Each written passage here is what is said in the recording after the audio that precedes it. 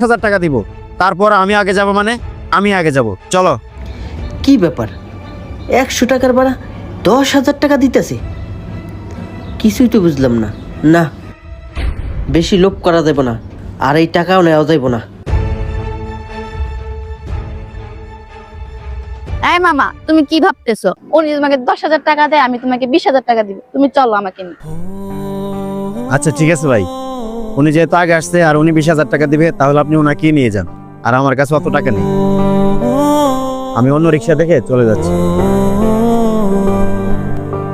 কি ব্যাপার, এত রিক্সা থাকতে ওরা এক রিক্সা না কারাকারি করতেছে? জায়গা, আমি আমার মতো জায়গা।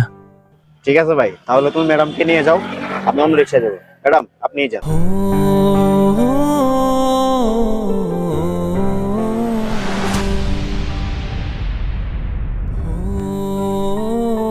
দোস্ত, আজকে যে কাজটা করলাম, কাজটা করে অনেক ভালো লাগতেছে।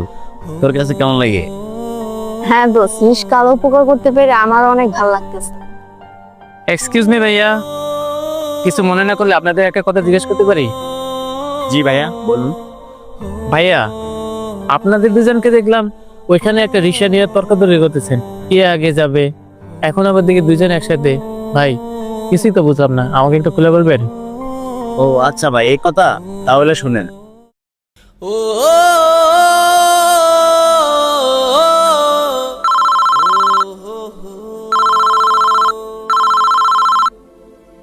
হ্যালো। হ্যালো, আপনি কি রিয়া সাহেব? জি, আমি রিয়াজ সাহেব বলছিলাম। শোনেন, আপনার মেয়ের অপারেশনের জন্য ইমার্জেন্সি 20,000 টাকা লাগবে। আজকের মধ্যে টাকা না জমা দিতে পারলে আপনার মেয়ের অপারেশন হবে না। কি বলেন স্যার, 20,000 টাকা লাগবে? আচ্ছা ঠিক আছে, আপনি অপারেশন করার ব্যবস্থা করেন, আমি টাকা ম্যানেজ করতেছি।